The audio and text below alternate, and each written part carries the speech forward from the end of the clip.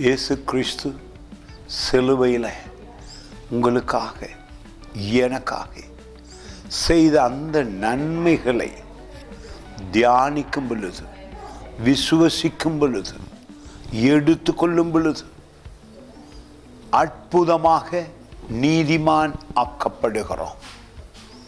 இயேசு கிறிஸ்துவின் பரிசுத்த இரத்தம், பரிசுத்த வார்த்தை, அவருடைய நாமம், சிலுவையில் செய்த அதிசயங்கள் எல்லாம் உங்கள் வாழ்க்கையில் நீங்கள் ஏற்றுக்கொண்டு, அதுதான் ஆத்துமாவே கர்த்தரை ஸ்தோத்தரி என்பது, அவர் செய்த உபகாரம் என்பது.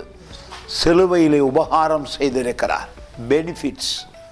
அந்த அதிசயத்தை பாருங்கள். இந்த இடத்துல ரோமர் புத்தகம் 3ஆம் அதிகாரத்திலே 10வது வசனம் இப்படியாய் சொல்லுகிறது, அந்தபடியே நீதிமான் ஒருவனாகிலும் இல்லை.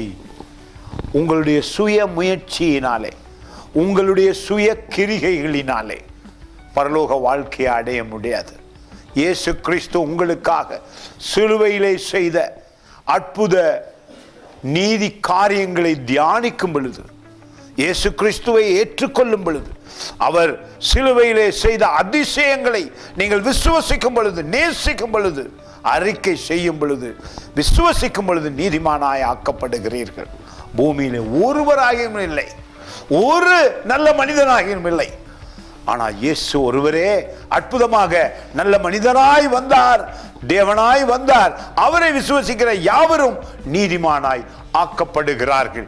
அந்த அதிசயத்தை இந்த நாளில இந்த வசனம் உங்களுக்கு கற்றுக் கொடுக்கும் பொழுது, இயேசு கிறிஸ்துவின் கிரிகையில அவர் செய்த அந்த நீதி கிரிகையின் மீது உங்கள் விசுவாசத்தை வைக்கும் பொழுது மகா பெரிய அதிசயம் நடக்கும்.